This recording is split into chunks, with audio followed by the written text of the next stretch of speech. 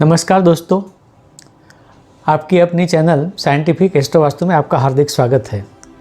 आज से हम शुरू कर रहे हैं जो नया साल आने वाला है 2025 का, उसके लिए हर राशि का प्रेडिक्शन, यानी कि इस वर्ष में किस राशि को कौन से मुद्दे ध्यान में रखना है, किसके लिए सावधान रहना है, क्या इनकी आय होगी, क्या इनके खर्च होंगे, कुटुंब की परिस्थिति क्या होगी, वगैरह वगैरह। दोस्तों, एक चीज़ मैं बता देना चाहता हूँ कि यह वर्ष मंगल के प्रभाव में है, यानी 2025 की जो संख्या आती है वह है 9 और 9 मंगल की संख्या है, यानी पूरे साल पर मंगल का ही प्रभाव रहेगा। तो जो भी प्रेडिक्शन बताऊंगा उसमें कहीं ना कहीं यह मुद्दा समाया हुआ है। दोस्तों, इस वर्ष में ग्रहों के भी बहुत से उलटफेर हैं और प्रत्येक की अपनी एक कुंडली होती है जिसका विशेष महत्व होता है। अगर मुझे सामान्य वर्षफल बताना है तो सामान्य सिद्धांत पर ही बता सकूंगा, इसीलिए यहाँ ज़्यादा विवरण नहीं दिया गया है। जो मुख्य मुद्दे हैं, जो जीवन के ज़रूरी मुद्दे हैं और जहाँ ध्यान रखना ज़रूरी है, वह मैं बताऊंगा। लेकिन अगर अभी तक आपने हमारी चैनल को सब्सक्राइब नहीं किया है तो सबसे पहले सब्सक्राइब करें, शेयर करें, लाइक करें और बेल आइकन को दबाना ना भूलें।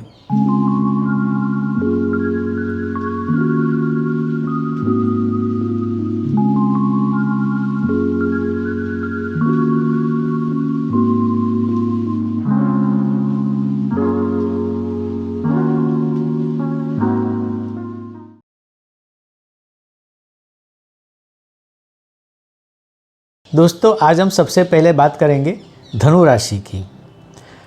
जो नया साल 2025 है उसमें धनु राशि को क्या लाभ होगा, क्या नुकसान होगा, इस बारे में आज मैं आपको बताऊंगा।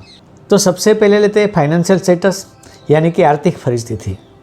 तो आर्थिक परिस्थिति में इनको कोई चिंता करने की ज़रूरत नहीं है, क्योंकि धनु राशि में धन समाया हुआ है, तो धन के लिए इनकी स्थिति इस वर्ष में अच्छी रहेगी और समय समय पर बढ़ोतरी भी होती रहेगी, उसमें भी कोई प्रॉब्लम नहीं आएगी। परंतु अचानक से कोई धन लाभ होगा, ये स्थिति इस वर्ष में बनती नहीं दिखाई देती। तो इसके लिए कोई खास ज़्यादा प्रयत्न न करें। खास इसलिए बोला कि कभी कभी धन की लालच में आकर हम शेयर सट्टे या जल्दी पैसे कमाने की कोई स्कीम हो या ऐसी कोई इन्वेस्टमेंट हो जहां पैसा जल्दी ज़्यादा होता है, तो ऐसी कोई स्कीम में, शेयर सट्टे में ना पड़े। आपकी जो भी इनकम होगी वह सही ढंग से होनी चाहिए, बढ़ोतरी भी होगी। फाइनेंशियल प्रॉब्लम जब नहीं आने वाले हैं तो ऐसे रास्ते पर जाना मना है।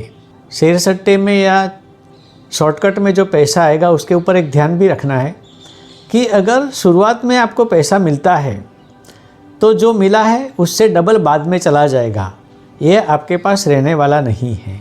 तो ऐसी कोई चीज़ आप खरीदने की इच्छा करते हैं जिसमें पैसा ज़्यादा लगना हो तो वह आप मत कीजिए। जो आपकी फाइनेंशियल कैपेसिटी है उसी में खरीदिए, आपको कोई प्रॉब्लम नहीं होगी।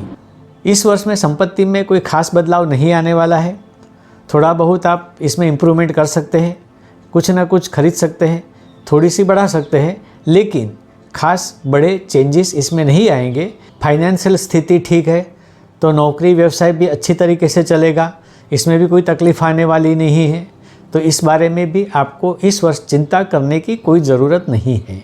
परंतु धनु राशि वाले जातकों के लिए इनकी छोटी पनौती शुरू होगी, जिसका पाया लोखंड का है, तो थोड़ी सी तकलीफ इस वजह से आने वाली है। नौकरी व्यवसाय के लिए समय ठीक है, कोई ख़ास दिक्कत आने वाली नहीं है, चलती रहेगी। समय अनुसार इसमें इजाफा बढ़ोतरी भी हो सकती है। परंतु एक चीज़ यहाँ ध्यान रखनी है कि धनु राशि को छोटी पनौती चालू हो जाती है और इसके लिए यहाँ सर्विस सेक्टर में या व्यवसाय सेक्टर में कहीं ना कहीं थोड़े बहुत प्रॉब्लम आ सकते हैं। खास करके इनके साथ जो जुड़े हुए लोग हैं या इनके हाथ नीचे काम करने वाले कर्मचारी हैं, उनसे ये सावधान रहे कि इनकी वजह से कुछ नुकसान न हो या ये कोई ऐसा डर्टी पॉलिटिक्स खेल ना खेले ताकि आपको नुकसान हो। इस पॉइंट को छोड़ के आपका नौकरी व्यवसाय ठीक ठीक चलेगा, परंतु इसमें कोई ज़्यादा साहस ना करे, वह भी पनौती की वजह से। और तो कोई नुकसान नहीं है, परंतु हो सकता है कि बहुत ज़्यादा साहस करने पर इसमें नुकसान हो सकता है। अगर आप नई नौकरी की शोध में हैं तो उसके लिए भी समय अच्छा है।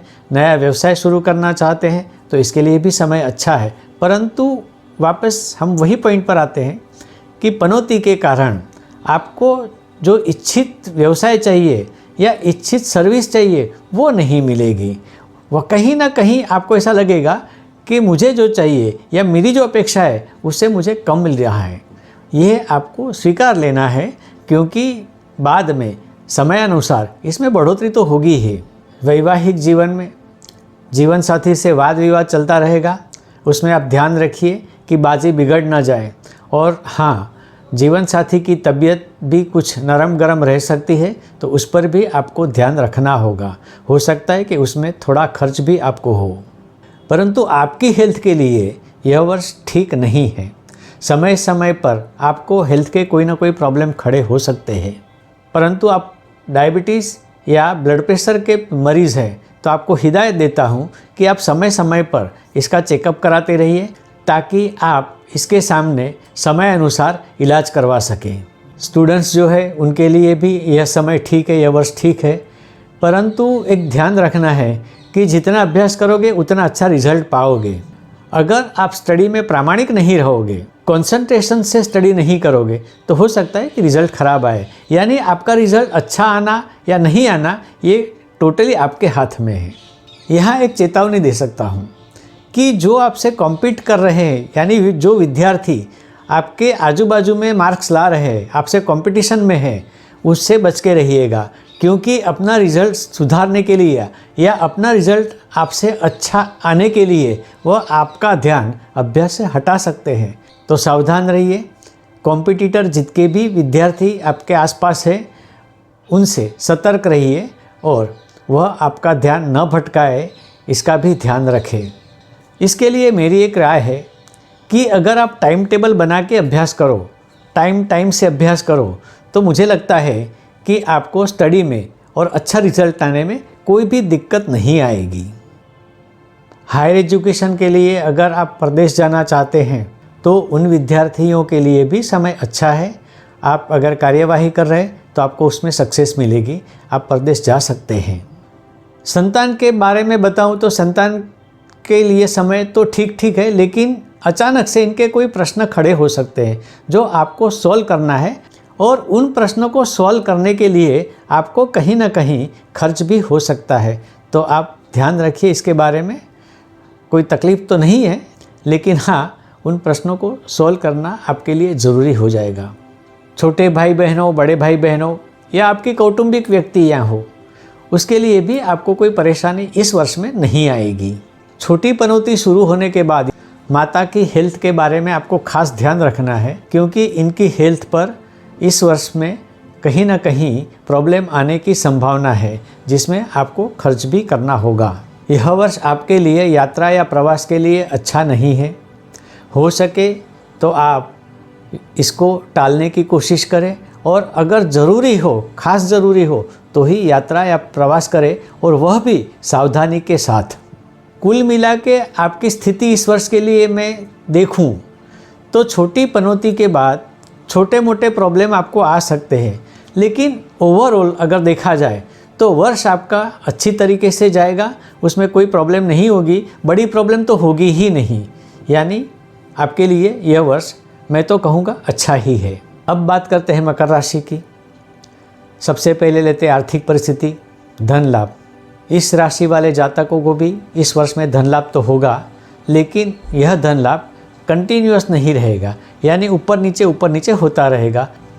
तो हो सकता है कि समय समय पर आपको धन की कमी महसूस हो, लेकिन ओवरऑल परिस्थिति देखी जाए तो सामान्य है, तो उसमें कोई ज़्यादा दिक्कत वाली बात नहीं है। परंतु पैसों के कारण आपका कोई कार्य इस वर्ष में रुकने वाला नहीं है, यानी कि पैसा कहीं ना कहीं आपको अवरोध होगा, यह मन में आपके भीति रहेगी, टेंशन रहेगा, लेकिन आप ये टेंशन या भीति जो है निकाल दीजिए, कोई प्रॉब्लम नहीं आएगी, आपके सारे काम होते जाएंगे, होते रहेंगे, आपको सक्सेस भी मिलेगी। परंतु यह वर्ष में आपकी संपत्ति जो है उसमें कोई खास बदलाव नहीं दिखता, इसीलिए उसमें बदलाव लाने की कोशिश ना करें या नई संपत्ति खरीदने की भी कोशिश ना करें।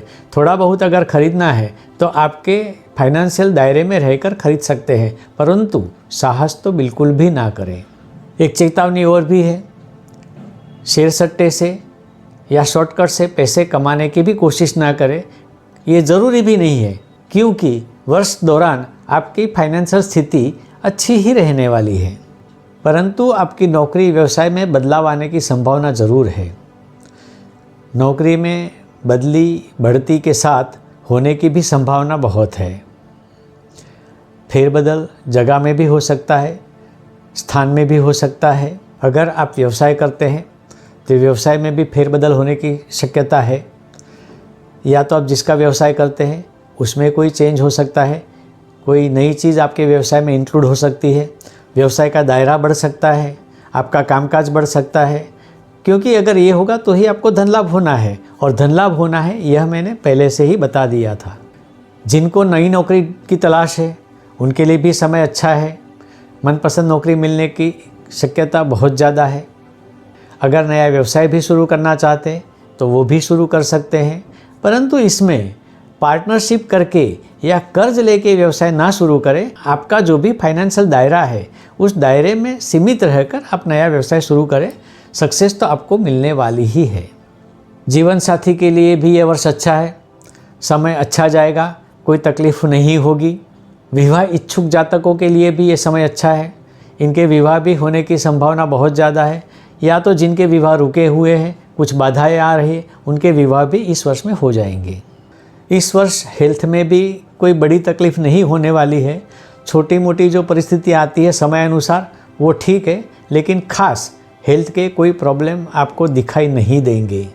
परंतु अगर आप ब्लड प्रेशर के मरीज़ हैं तो फिर आपको संभालना होगा। समय अनुसार आप चेकअप करते रहिए, अचानक से ब्लड प्रेशर कम ज़्यादा हो ना जाए, और इसके लिए आपको डॉक्टर की सूचना अनुसार यह वर्ष रहना पड़ेगा।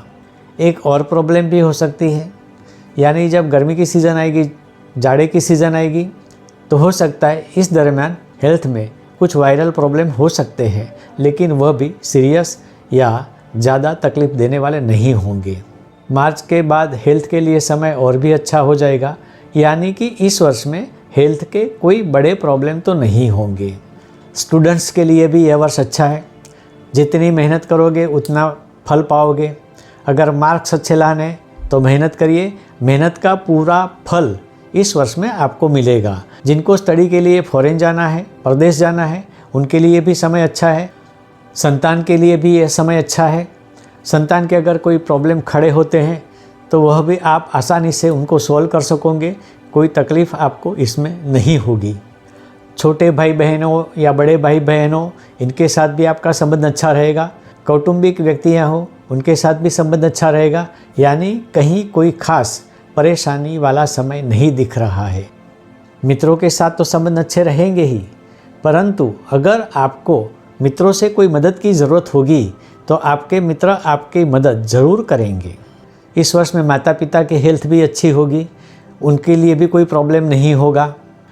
अगर आप प्रदेश जाने की सोच रहे हैं तो इसके लिए भी यह वर्ष आपके लिए अच्छा ही है, आप इसमें सफलता पाओगे। अगर आपने इस बारे में कार्यवाही नहीं शुरू की है तो इस वर्ष में यह कार्यवाही शुरू कर दें, ताकि आप समय से प्रदेश जा सकें। और इसमें भी मार्च के बाद तो समय और भी अच्छा है, परंतु एक चेतावनी भी है साथ में। अगर आप वाहन चलाते हैं तो ध्यान से चलाइए, फास्ट ना चलाइए, ट्रैफिक के रूल से चलाइए, क्योंकि अकस्मात के योग भी इस वर्ष आपकी कुंडली में बन रहे हैं। कुल मिला के मकर राशि के लिए मैं अगर कहूँ तो इस राशि के लिए यह वर्ष ज़्यादा अच्छा है। तो आज के लिए बस इतना ही। बाकी जो राशियाँ बची है वह मैं आगे आने वाले वीडियो में कवर करूँगा, लेकिन एक बार याद दिलाना चाहता हूँ कि अगर आपने अभी तक हमारी चैनल को सब्सक्राइब नहीं किया है, शेयर नहीं किया है, लाइक नहीं किया है, तो सबसे पहले सब्सक्राइब करें, शेयर करें, लाइक करें और बेल आइकन को दबाना ना भूलें ताकि ऐसे ही वीडियो आपके पास जल्द से जल्द आए। और अगर आप हमसे कुछ परामर्श करवाना चाहते हैं, सलाह लेना चाहते हैं, कंसल्टिंग चाहते हैं तो मेरे दिए गए नंबर पर आप मुझे कांटेक्ट अवश्य कर सकते हैं। फ़ोन द्वारा या व्हाट्सएप द्वारा आपको उत्तर ज़रूर मिलेगा। और एक बात कहनी है ख़ास कि अगर आप किसी विषय पर चाहते हैं कि मैं वीडियो बनाऊं या उसके बारे में आपके सामने कुछ पेश करूं तो आप कमेंट बॉक्स में जाके मुझे यह अवश्य लिखिए ताकि हो सके तो आपकी इच्छा मैं पूरी कर सकूं। तो आज के वीडियो में बस इतना ही। आने वाले वीडियो का इंतज़ार करें। तब तक के लिए नमस्कार।